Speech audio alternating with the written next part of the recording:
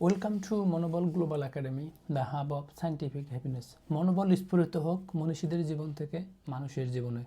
বিশ্বনন্দিত লেখক Michael H heart কর্তৃক রচিত তার বিশ্ববিখ্যাত বই বিশ্বের শ্রেষ্ঠ 100 মনীষীর জীবনী বা ধারাবাহিক কন্টেন্ট পরিবেশনে আপনাদেরকে অভিনন্দন। আজকের পর্বে রয়েছে আব্রাহাম লিঙ্কন।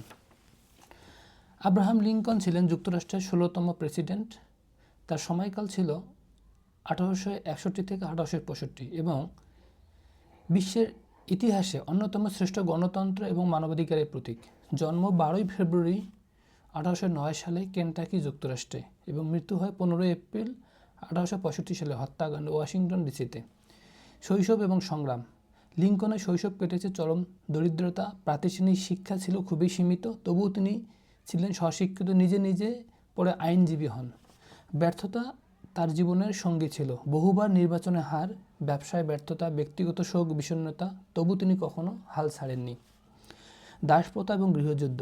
লিঙ্কনের সবচেয়ে বড় অবদান দাসপ্রথার বিরুদ্ধে দৃঢ় অবস্থান, আমেরিকার গৃহযুদ্ধের সময় দেশকে ঐক্যবদ্ধ রাখা। 1863 সালে তিনি জারি করেন ইমানসিপেশন প্রোক্লামেশন, যার মাধ্যমে দাসত্বের অবসানের পথ তৈরি হয়। গেটিসবার্গ ভাষণ, তার বিখ্যাত উক্তি government of the people, by the people, for the people. আজও তার এই ভাষণ গণতন্ত্রের সংজ্ঞা হয়ে আছে। নেতৃত্বের বৈশিষ্ট্য: সহানুভূতিশীল এবং মানবিক ছিলেন, ধৈর্যশীল এবং নৈতিকভাবে সাহসী ছিলেন। ক্ষমতার চেয়ে ন্যায়কে তিনি অগ্রাধিকার দিতেন। তিনি বিশ্বাস করতেন রাষ্ট্রের শক্তি আসে নৈতিকতা থেকে।